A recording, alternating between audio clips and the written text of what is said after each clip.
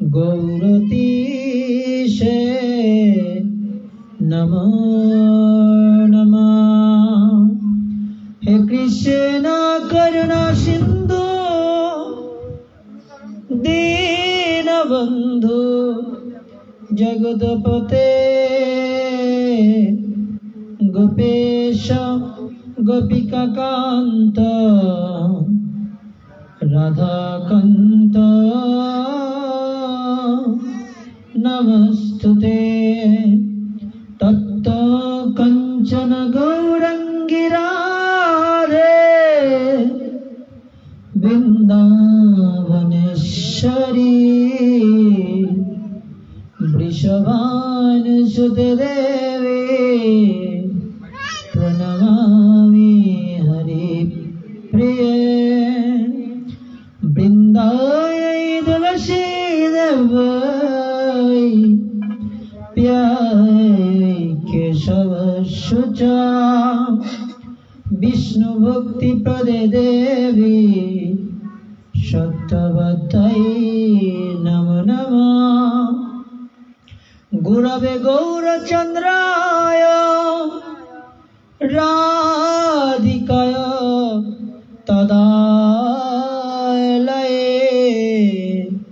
कृष्णाय कृष्ण भक्ताय तद्भक्ताय नमो नमः। जय श्री कृष्ण चैतन्य प्रभु नित्यानंद श्री अद्वैत गदाधर शिवसारी गौरभक्तवृंद। हरे कृष्ण कृष्ण कृष्ण हरे हरे हरे राम राम राम हरे हरे। हरे कृष्ण कृष्ण कृष्ण हरे हरे हरे राम राम राम हरे हरे। আজকে যারা এই বৈষ্ণব সেবার আয়োজন করেছেন, বিশেষ করে আমাদের গীতারানী মাতাজি, ওনার অক্লান্ত পরিশ্রমে আজকের এই বৈষ্ণব সেবা মহোৎসব অনুষ্ঠিত হচ্ছে এবং তাদের পুত্র পুত্রবধূ এবং তাদের আশেপাশে তার পুত্রসম সন্তানদের প্রয়াসে আজকের এই বৈষ্ণব সেবা, তাদের যাতে আধ্যাত্মিক কল্যাণ হয়, পারমার্থিক কল্যাণ হয় এবং শারীরিকভাবে তারা সুস্থ থাকে, তাই তাদের জন্য আমরা একবার ভগবানের কাছে প্রার্থনা করব। যদিও আমি বৈষ্ণব না, আমাদের সামনে অনেক বৈষ্ণব আছে, শুদ্ধ ভক্তরা আছে, এনারা এক একজন 40 বছর 50 বছর ধরে ভগবত সেবা কার্য করছেন। আমি অতি নগণ্য, তথাপিও বৈষ্ণবের আবেদনে কৃষ্ণ দয়াময় হেন পামর পতি হইবে সদা। তাই সবাই দুই হাত উঁচু করে, ভগবান যাদের দুই হাত দিয়েছে সবাই দুই হাত উঁচু করে আমরা একবার কৃষ্ণ নামের মাধ্যমে ইনাদের জন্য প্রার্থনা করব, ইনাদের জন্য পারমার্থিক কল্যাণ হয়। হরে কৃষ্ণ কৃষ্ণ কৃষ্ণ হরে হরে হরে রাম রাম রাম হরে হরে। ओम नमः भगवते वासुदेवाय। ओम नमः भगवते वासुदेवाय। ओम नमः भगवते वासुदेवाय। नारायणं नमस्कृत्य नरं चैव नरोत्तमं देवी सरस्वती व्यासा तद् जयमुदीरये।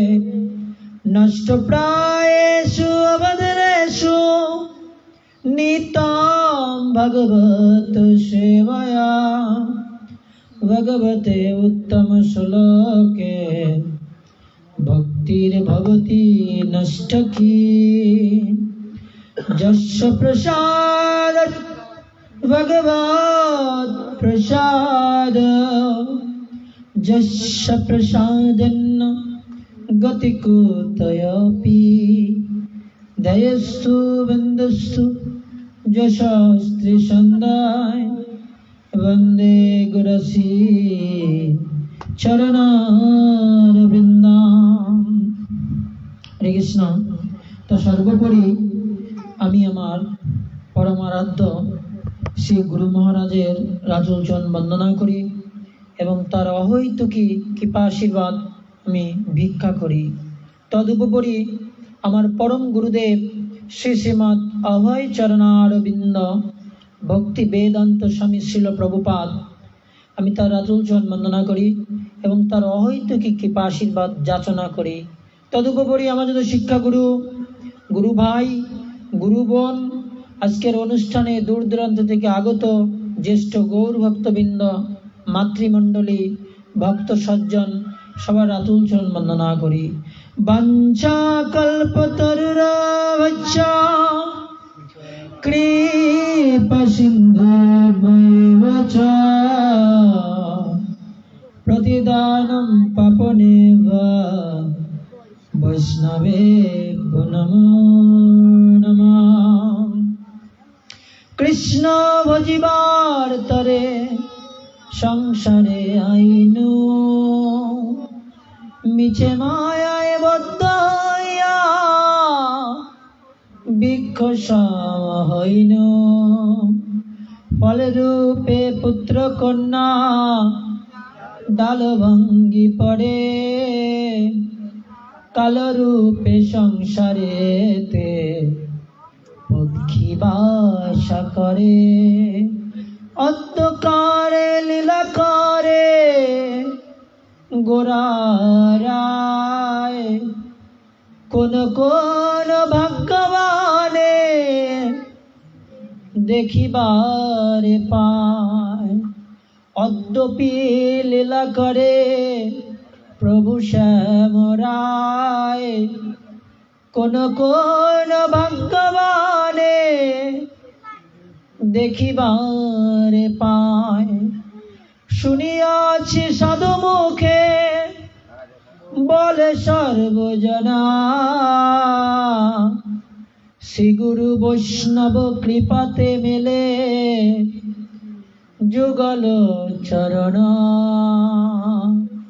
হে মন কি লাগি আইলি ভবে হে মন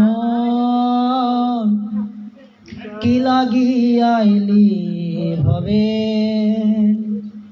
মনুষ্য আকার হইলে কি হয় করহ ভূতের কাজ এমন কি লাগি আইলি ভবে কি লাগি আইলি ভবে। সাধুর কথা না শুনিয়া খাইলি আপন মাথা ইক্ষুদণ্ড ভাবি কষ্ট চুষিলি কেমনে পাইবি মিঠা খাইলি আপন মাথা খাইলি আপন মাথা এমন কি লাগি আইলি ভাবে কি লাগি আইলি ভাবে। আমরা এইভাবে কেন এসেছি? শুধু কি ভালো মন্দ খাওয়ার জন্য? স্ত্রী পুত্র কন্যাদের নিয়ে সুখে থাকার জন্য? আমাদের বিচার করতে হবে। চৈতন্য চন্দ্রের করো বিচার, বিচার করিলে চিত্তে পাইবে চমৎকার। কেন ভগবান আমাদের পাঠিয়েছে এই মনুষ্য দেহ রূপে? আমি তো একটা কুকুরও হতে পারতাম, একটা বিড়াল, বাঘ, সিংহ হতে পারতাম। অবশ্য আমি হয়েছি, সেই জনি ভোগ করেই আমি মনুষ্য জন্ম পেয়েছি। দুর্লভ মনুষ্য জন্ম লভিয়া সংসারে, কৃষ্ণ না ভজিনু দুঃখ কহিব কাহারে। তা আজকে আমাদের মাঝে আমার শিক্ষাগুরুদের ভিতর অন্যতম একজন শিক্ষাগুরু আমাদের শ্যামসুন্দর দাস অধিকারী প্রভু আমাদের মাঝে আজকে এসেছেন। আমি ওনাকে ভালোবেসে কাকা বলে থাকি। তা উনি আমার একজন শিক্ষাগুরু। উনি অনেক, আমার ছোটবেলায় উনি আমাদের ওইদিকে যেতেন এবং উনি প্রচার করতেন হরে কৃষ্ণ সমাচার, চৈতন্য, অমৃতের সন্ধানে। এই পত্রিকাগুলো উনি আমাদের দিতেন, আমরা এগুলো পড়তাম। তা উনি আমার একজন শিক্ষাগুরু, তাই ওনাকে আজকে ওনার উপস্থিতি রয়েছে এইখানে। ওনাকে আমি বলেছিলাম আসার জন্য, উনি শত কাজ ফেলে এসেছেন, এই জন্য ওনার চরণে দণ্ডবত প্রণাম। তো এই সাধুসঙ্গ, সাধুসঙ্গ সর্বশাস্ত্রে কয় লবমাত্র সাধুসঙ্গ সর্বসিদ্ধি হয়। যদি আমরা ক্ষুদ্র সময়ের জন্য যদি সাধুসঙ্গ করার সুযোগ পাই, তো আমাদের সাধুসঙ্গ করা উচিত। এই সাধুসঙ্গই আমাদের কি করতে পারে? আমাদের অভয় প্রদান করতে পারে। ভজহুরে মন শ্রীনন্দের নন্দন, অভয় চরণার বিন্দরে। সেই অভয় চরণে আমরা আশ্রয় পেতে পারি কিভাবে? যদি আমরা সাধুসঙ্গ করি। এই সাধুসঙ্গ এমনই একটা দুর্লভ বস্তু, স্বর্গের দেবতারাও এই সাধুসঙ্গ করার বাসনা করে, কিন্তু তারা লাভ করতে পারে না। যখন পরীক্ষিত মহারাজকে সুখদেব গোস্বামী ভাগবত শোনাচ্ছিলেন, ভাগবত কথা শুরু করেছেন, মঙ্গলাচরণ করছে, বন্দে অহং শ্রীগুরু শ্রীযুত পদ কমলা। যখন মঙ্গলাচরণ করা শুরু করেছে, তখন স্বর্গের দেবতারা এসেছে, বলছে সুখমুনি, সুখদেব গোস্বামী, তুমি তো আজন্ম ব্রহ্মচারী, তুমি মাতৃগর্ভে 16 বছর ছিলে, আর এখন তুমি এই ভাগবত কথা বা শুনেছি তুমি ভাগবত অমৃত দান করছো। তাই একটা প্রস্তাব রাখছি আপনার কাছে, যে আমরা স্বর্গের অমৃত পরীক্ষিতকে দিয়ে দিব। পরীক্ষিত স্বর্গের অমৃত পান করলে তার আর মৃত্যু হবে না, যেহেতু সে অভিশাপগ্রস্ত, তক্ষক নাগ তাকে দংশন করবে, তার মৃত্যু হবে 7 দিবসে। তা আমরা স্বর্গের অমৃত পরীক্ষিতকে দান করব, আর আপনি এই ভাগবত অমৃত আমাদের দান করুন।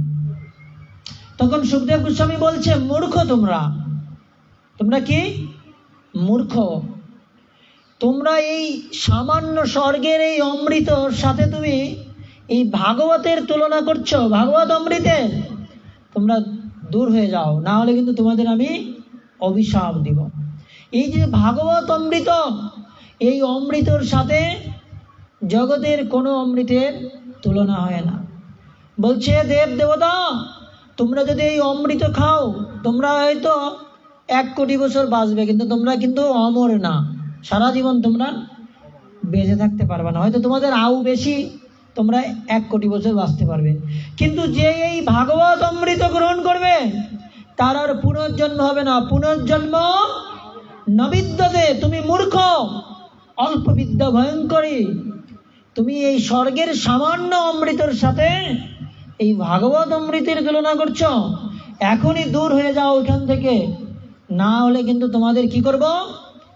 অভিশাপ প্রদান করব। দেবতারা ফিরে গেলেন, তারা ভাগবত অমৃত পেলেন না। কেন পেলেন না? কারণ তারা অহংকারী ছিল। কি ছিল?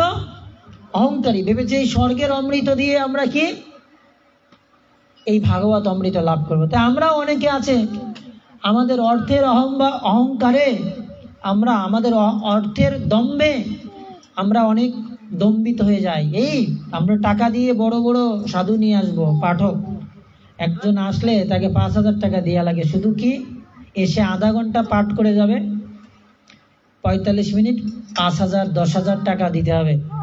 আমরা কি করি, আমরাও দম্ভ অহংকারের ফলে কি করি, তাদের আনি, আমাদের কমিটির টাকা আছে বা আমাদের, বুঝেছেন, এনে কি করি আমরা ভাগবত পাঠ নাম যজ্ঞ দিই, 5 দল 6 দল, এক এক দলের বায়না কত, 40,000 টাকা, 50-60,000 টাকাও আছে না। কি করি, এই অমুক গ্রামে বিশাল নাম যজ্ঞ হচ্ছে, আরে 60,000 টাকার দল না। তো এইভাবে আমরা কি করি, আমরা দম্ভ অহংকারের ফলে আমরা যদিও ভগবত কর্ম করি কিন্তু তার কোনো ফল আমাদের লাভ হয় না, তার কোনো ফল আমাদের কি হয় না, লাভ হয় না। কেন? কারণ আমরা ভক্তি সহকারে করি না। ভগবান বলছেন, স্বয়ং মহাপ্রভু কি বলছে, দিনের অধিক দয়া করেন ভগবান, কুলীন পণ্ডিত ধনীর বড়ই অভিমান।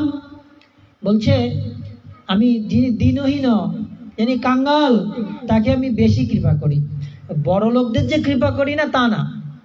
বলছে অধিক কৃপা করি কাকে, দিনের অধিক দয়া করেন ভগবান, কুলীন পণ্ডিত ধনীর বড় অভিমান। যারা কুলীন পণ্ডিত ধনী এদের একটু অহংকার, যাকে অনেক সুন্দর দেখায় তার একটু অহংকার থাকে।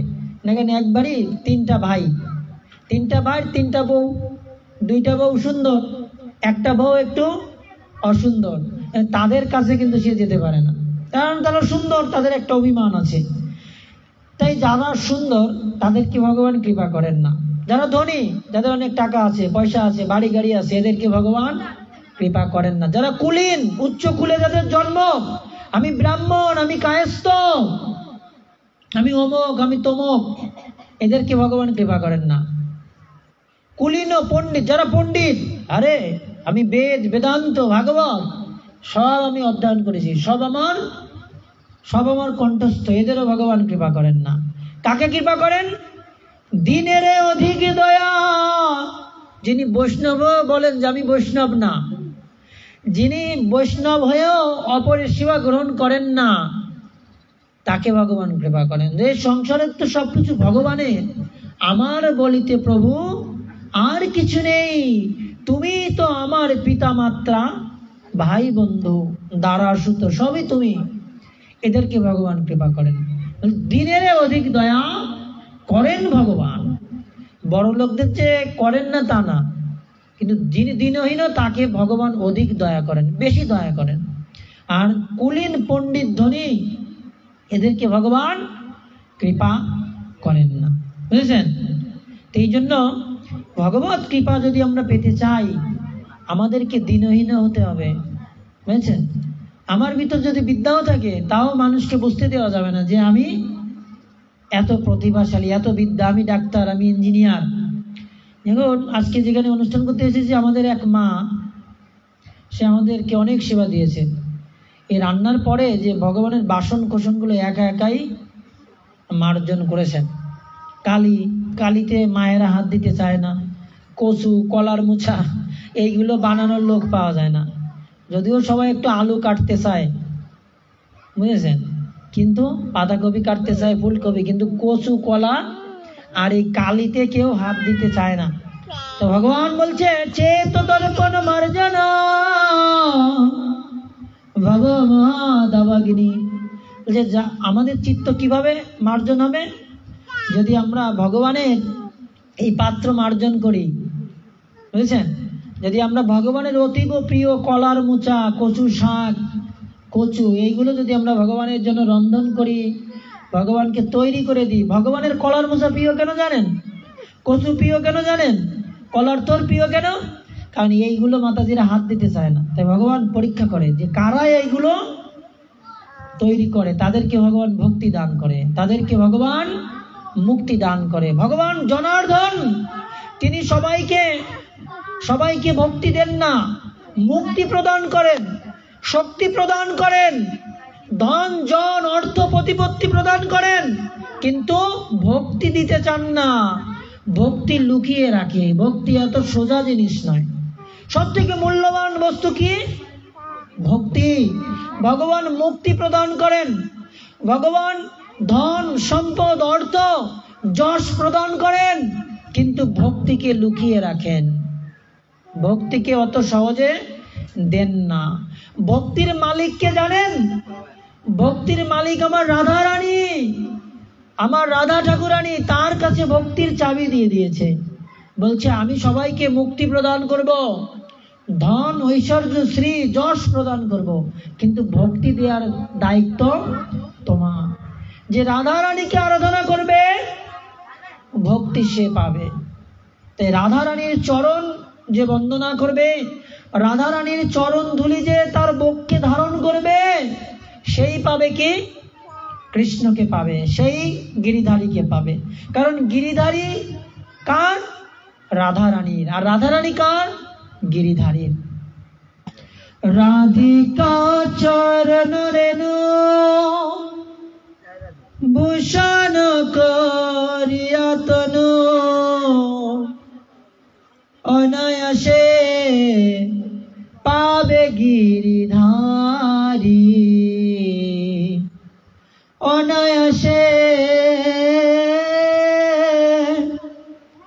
পাবে গিরিধারী। যদি কেউ রাধারানীর চরণধুলি মাখতে পারে তার বক্ষে, তাহলে কি হবে? সে অনায়াসে গিরিধারীকে পেয়ে যাবে, তার কোনো সাধন ভজন লাগবে না, অনায়াসে কি হবে? গিরিধারীকে পেয়ে যাবে। তো রাধারানীর ভজনা করতে হবে, রাধারানীর চরণধুলি অঙ্গে মাখতে হবে। আমরা এই জগতে সবাই বাবু হতে চাই, ঠিক না? আমরা ভক্তদের, অনেক ভক্তদের আমরা কি বলি? যে অগ্নি বাবু, ঠিক না, সূর্য বাবু, বরুণ বাবু, অমুক বাবু, অমুক বাবু, তমুক বাবু। একজন গুরুদেব, তাকেও আমরা বাবু বলি। সে দীক্ষা দেয়, হাজার হাজার শিষ্য তার, ঠিক আছে? কি বলি? যে ওই বিল্লমঙ্গল বাবু আসবে আজকে, ওইখানে পাঠ হবে। কি বলি? বিল্লমঙ্গল বাবু, বিল্লমঙ্গল দেবনাথ আসবে। ভক্তদের এই জড়জাগতিক উপাধি দিয়ে কখনো কখনো সম্বোধন করতে নেই, তাহলে কি হয়? ওই ভক্তের আউ নষ্ট হয়ে যায়। কি বলতে হয়? যে ভগবানের দাস, অমুক প্রভু, অমুক দাস, বিল্লমঙ্গল দাস প্রভু আসছেন, এইভাবে সম্বোধন করতে অমুক প্রভু আসছেন। তো যখন আমরা জড়জাগতিক টাইটেল লাগাবো তখন কি হবে? তার আউ নষ্ট হয়ে যাবে। তো আমরা এই জগতে কি হতে চাই? সবাই বাবু হতে চাই, অমুক বাবু, সূর্য বাবু, ইন্দ্র বাবু, বরুণ বাবু, ঠিক না? কিন্তু আসলে বাবু কে হতে পারে? আসলে মহাশয় কে হতে পারে? রাধিকা চরণাশ্রয় যে করে সে মহাশয়, তারে মই যাই বলিহারি। কে বাবু? বুঝতে পেরেছেন? কে মহাশয়? যে রাধারানীর চরণ আশ্রয় করেছে তিনি মহাশয়। আর যে শুধু বলে আমার, আমি এই করেছি, আমি ওই করেছি, আমি এখানে গেছি, আমি ওই করেছি, তাদেরকে কখনো রাধারানী কৃপা করেন না। কে মহাশয়, কে আসল বাবু? বুঝতে পেরেছেন? বলছে রাধিকা চরণাশ্রয় যে করে সে মহাশয়, তারে মুই যাই বলিহারি, তারে মুই যাই বলিহারি। তাই যদি আমাদের মহাশয় হতে চাই, আমাদের কি হতে হবে? রাধারানীর চরণ সেবিকা হতে হবে, চরণ দাসী হতে হবে। তাহলে আমরা কি হতে পারবো? অনায়াসে গিরিধারীকে পেতে পারবো। তাই আমাদেরকে ভগবানের কাছে চাইতে হবে। কি চাইতে হবে?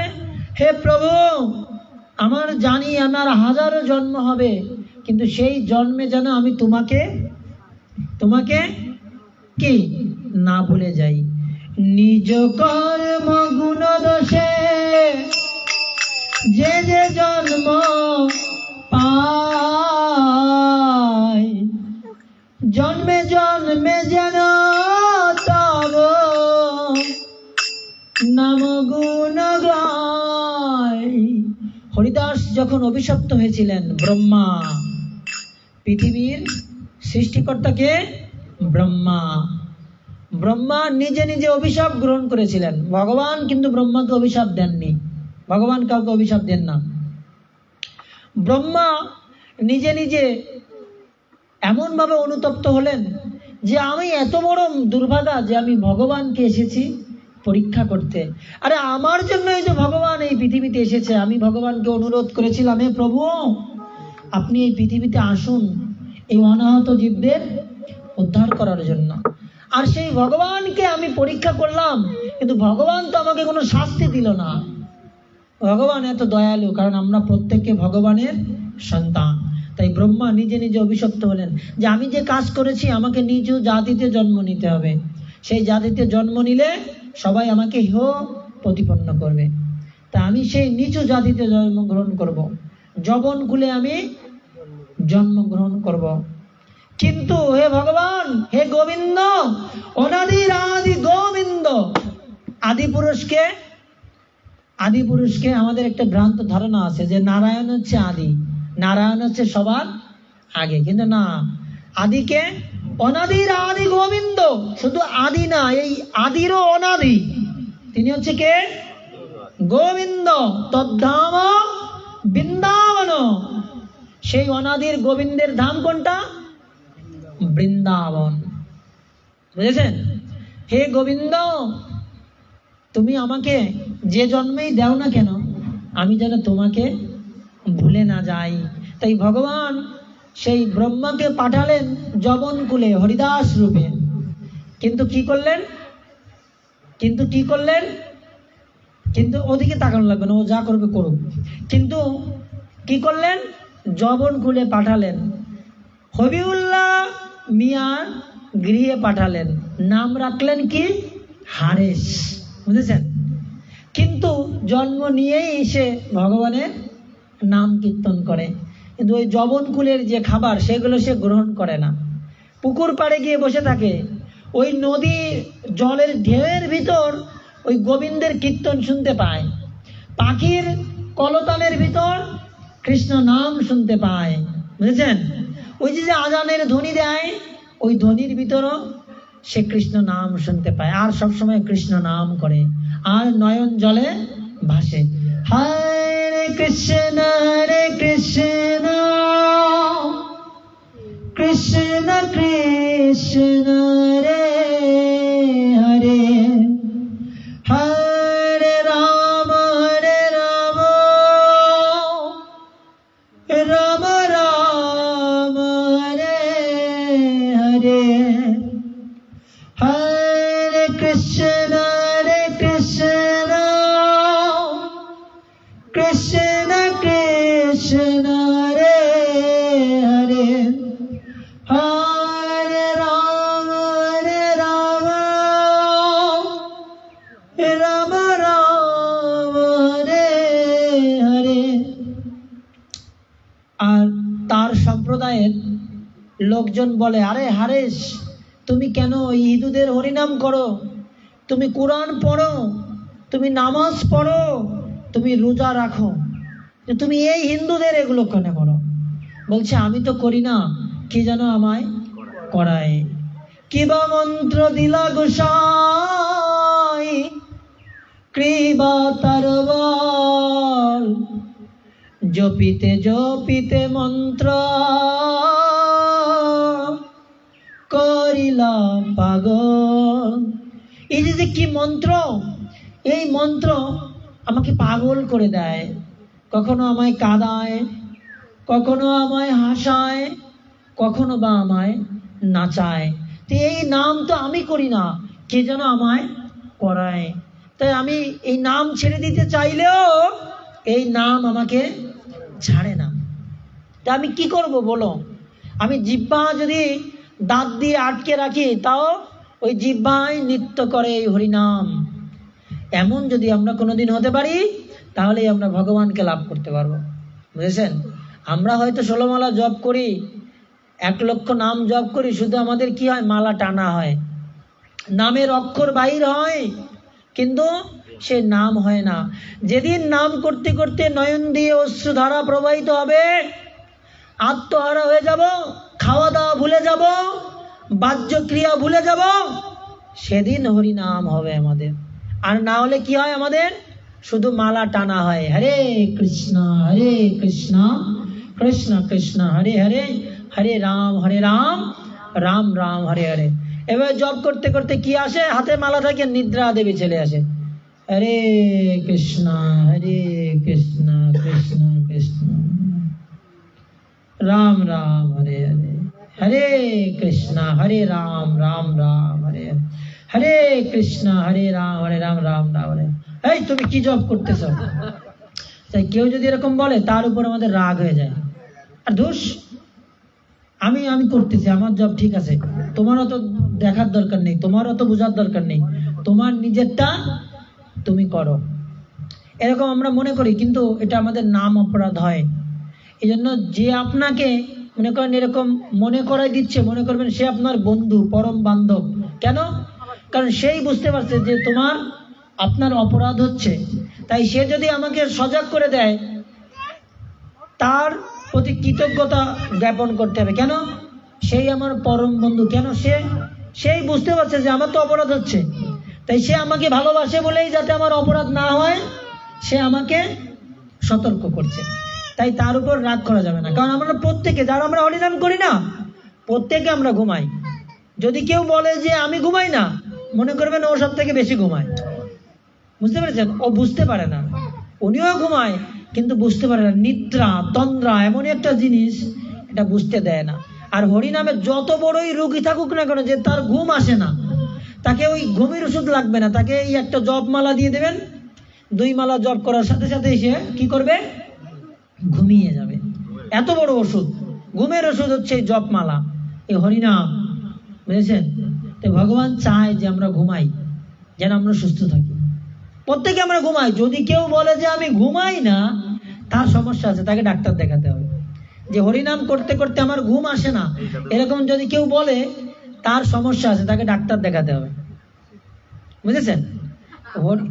এই হরিনামের এতটা শক্তি, বুঝেছেন? তাই এই জন্য হরিদাস ঠাকুর বলছে যে কি যে নাম, কিবা মন্ত্র দিলা গোসাই, কিবা তার বল, জপিতে জপিতে মন্ত্র করিলা পাগল। তা সেদিন আমাদের হরিনামের কৃপা হবে, যেদিন নাম করতে করতে চোখ দিয়ে জল বেরোবে, খাওয়া দাওয়া ভুলে যাব। আমরা জব করি কখন যে 4 মালা শেষ হবে, কখন খাবো, খিদে তো লাগিয়েছে, মালা শেষ না হলে খেতে পাচ্ছি না। এটা আমাদের দরকার আছে। আমাদের কি করতে হবে? করতে করতে আমাদের ওই স্থিতি হবে। একবারে তো আমাদের ওই স্থিতি হবে না। হবে? এই যেমন এখানে আমি ভগবানের জন্য রান্না করতেছি আজকে 18 বছর, রান্না করতে করতে এখন যাই রান্না করি, ভগবান খেলেই সেটা অমৃত হয়। আজকে অনেক সুন্দর প্রসাদ হয়েছে, আপনারা খেয়ে বুঝবেন যে এরকম প্রসাদ জীবনে খাননি এখনো। তাই যারা এখনো গৃহে বসে আছেন, সবাই এখানে চলে আসেন, আমরা একটু পরে প্রসাদের ব্যবস্থা করব, মহাপ্রসাদ অমৃত। তাই এটা হচ্ছে বিষয়। তাই আস্তে আস্তে আমাদের করতে করতে করতে করতে কি হবে, আমাদের হবে। বুঝেছেন? এই জন্য আমাদের যারা ভক্তি লাভ করতে চান, তাদেরকে ক্রোধ করা যাবে না। বিশ্বামিত্র মুনি যজ্ঞ করতেছিলেন, একটা যজ্ঞ, সেই যজ্ঞের এমনই নিয়ম, কারো উপর রাগ করা যাবে না। এখন ওই রাক্ষসেরা এসে, রাবণ পাঠাতো রাক্ষসদের, ওরা এসে ওই যজ্ঞে রক্ত ঢেলে দিত, মরা গরু বা জীব জন্তুর হাড় নিয়ে ওখানে ফেলে দিত, তার যজ্ঞ অপবিত্র হয়ে যেত, যজ্ঞ তো নষ্ট হয়ে যেত। কিন্তু ওই মুনি আর রাগ করতে পারবে না, তার যজ্ঞের বিধান কি, যদি রাগ করে তাহলে যজ্ঞ হবে না, এরকম একটা বিষয়। কিন্তু বিশ্বামিত্রের এত শক্তি ছিল, একটা অভিশাপ দিলে ওই রাক্ষস টাক্ষস সব ভস্ম হয়ে যাবে, কিন্তু রাগ করা যাবে না। রাগ করলে কি হবে, ওই যজ্ঞ সফল হবে না। এখন ওই মুনি, আরো অনেক মুনি ঋষিরা আছে, তারা বলছে হে মুনিবর, এইভাবে তো আমাদের কোটি জন্মেও আমাদের যজ্ঞ সফল হবে না, আপনি কিছু করুন। বলছে আমার নিয়মই হচ্ছে এরকম, রাগ করা যাবে না। তাহলে বুঝুন, তা আমরা যদি রাগ করি তাহলে কিন্তু আমাদের সাধন ভজন হবে না। রাগ করা যাবে না। কেউ আছে ক্ষুদ্র বিষয়ে রাগ করে, আবার কেউ আছে অনেক বড় বিষয়েও রাগ করে না। কেউ আছে অনেক বড় বিষয়ে রাগ করে, আবার কেউ আছে ক্ষুদ্র বিষয়ে রাগ করে না। আপনি রেগে গেলেন তো হেরে গেলেন, বুঝেছেন? তাই বিশ্বামিত্র মুনি কি করলেন? দশরথ রাজার কাছে গেলেন, বলছেন, এ রাজা, আপনি তো আমাদের রাজা, তা আপনার কর্তব্য কি? আমাদের রক্ষা করা, আমাদের যজ্ঞ যাতে সুষ্ঠুভাবে হয় সেটা করা। তা বলছে, আচ্ছা ঠিক আছে, তাহলে আমি আমার সৈন্য নিয়ে যাই। বলছে, না না, আপনি গেলে হবে না, আপনার ছেলে রামকে আমাকে দিতে হবে। দেখুন, এত সোজা না। প্রিয় বস্তুকে চেয়েছে। রাম হচ্ছে দশরথের প্রাণ, বলছে রামকে আমাকে দিয়ে দাও, প্রিয় বস্তু। তাই ভগবত সেবা, বৈষ্ণব সেবায় কি করতে হয়? নিজেদের প্রিয় বস্তুকে নিবেদন করতে হয়। দশরথ রাজা দিতে চায়নি, পরবর্তীতে বৈশিষ্ট্য মুনি যখন বললেন তখন দিয়ে দিলেন, যাও রামকে নিয়ে যাও। রাম গিয়ে কি করলেন? অহল্যাকে উদ্ধার করলেন, বিশ্বামিত্রের যজ্ঞকে সম্পূর্ণ করলেন।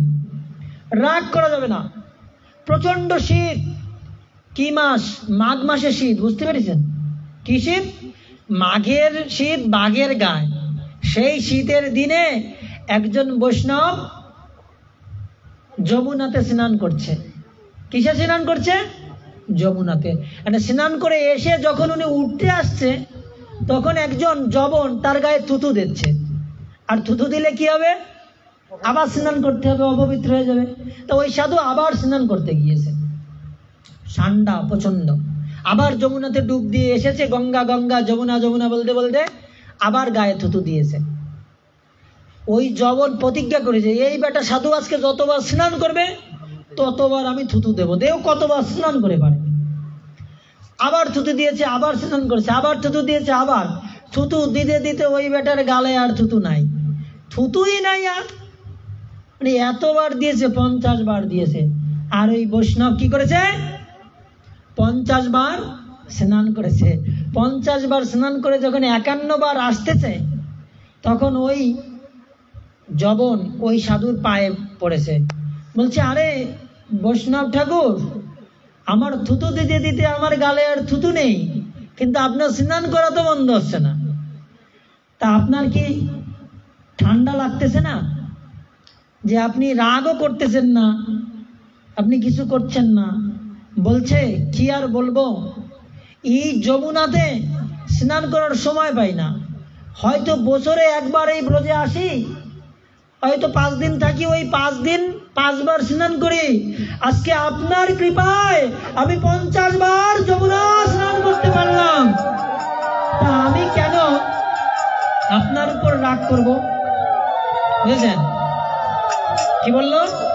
যে আজকে আপনার কৃপায় একদিনে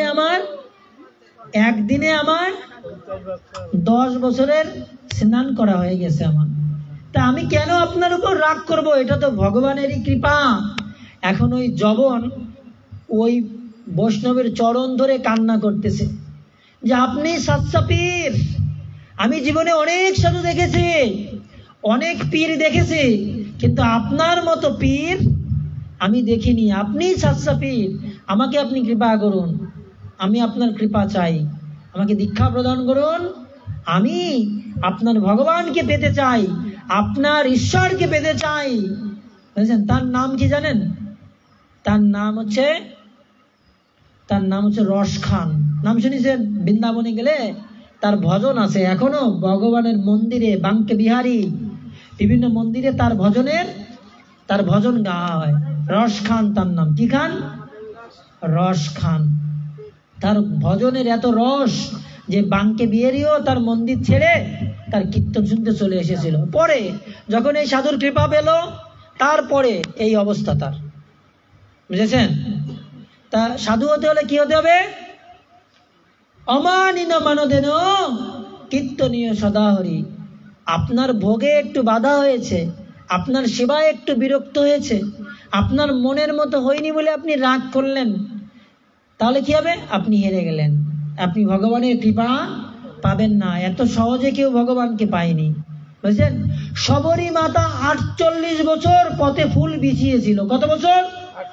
48 বছর। তারপর রাম এসেছিল।